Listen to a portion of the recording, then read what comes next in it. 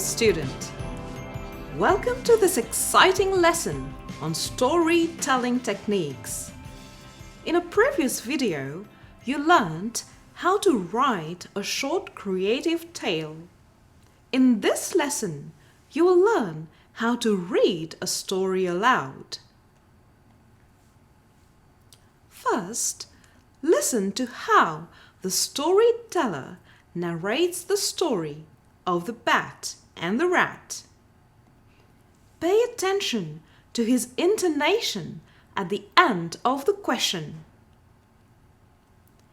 Intonation describes how the voice rises and falls while speaking.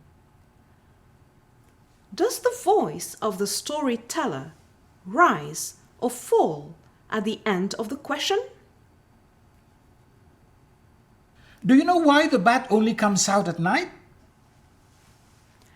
Very good guess. The voice of the storyteller rises at the end of the question. This indicates he is expecting a yes or no as answer. Now, listen to this.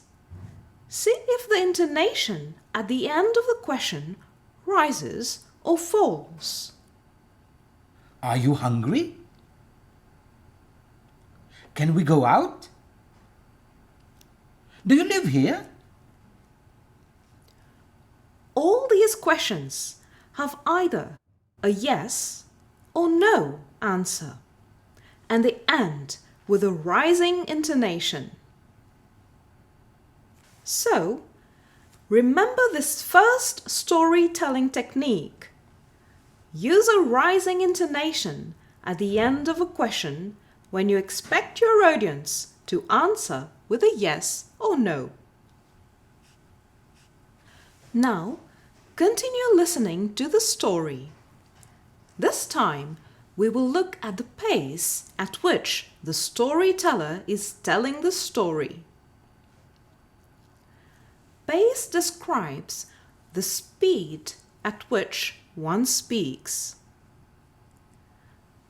Does the storyteller tell the story at a fast or slow pace? Two good friends, a bat and a rat, always ate together. The rat wanted to know the ingredients of the bat's delicious soup. Absolutely! The storyteller narrated the story at a very slow pace. Reading your story too slowly will make your audience bored. Now let's continue listening to check the pace of the storyteller. Does he tell the story slowly or fast? The mischievous bat told the rat that he boiled himself in the soup water and that his sweet flesh made the soup tasty. This time, the storyteller read the story very fast, and it was hard to understand. When reading a story, some parts can be narrated slowly if you want to create suspense. Like, At home, the rat asked his wife to boil some water to make a soup. and some parts can be narrated quickly to release the suspense that has been created. When his wife was not looking, he jumped into the boiling water and was soon dead. When there is no need to create suspense, you read at a moderate pace. The rat's wife was very angry and went to the king. So, remember this second tip. A storyteller varies the pace to create the atmosphere of the story. He tells a story sometimes at a fast pace, sometimes at a slow pace, and most of the time at a moderate pace. The storyteller varies the pace to prevent the audience from being bored. Allow the audience to understand the story and to create and release suspense. Do you want to know what happens next in the story? Let's continue to listen. This time, we will look at sentence stress.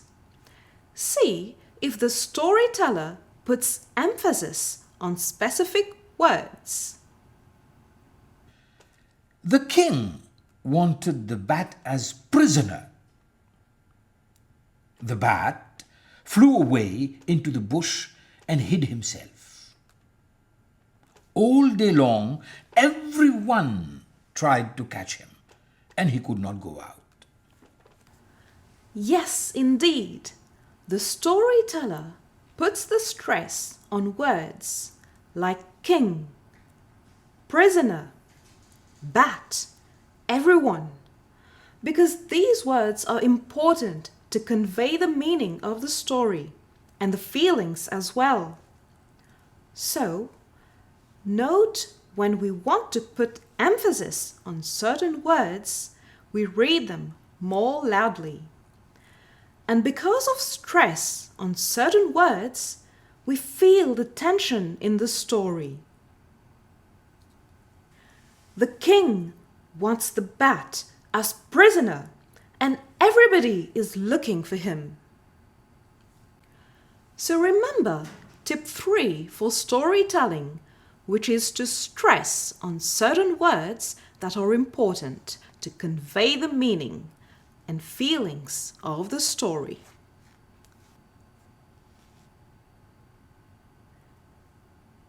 Before going further with this lesson, note that you may watch the video over on the SSB website.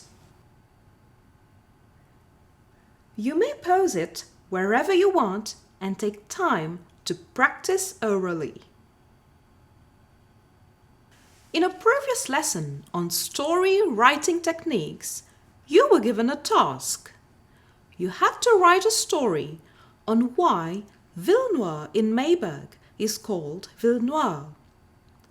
You will now, in this lesson on storytelling techniques, practice reading the story aloud. But let's have a recap first. Remember our first tip on storytelling? That's it, intonation. Intonation describes how the voice rises and falls. Questions with a yes or no answers have a rising intonation at the end. So, read your question aloud using a rising intonation at the end. Our second tip on storytelling is the pace at which we narrate the story. Pace describes the speed at which one speaks.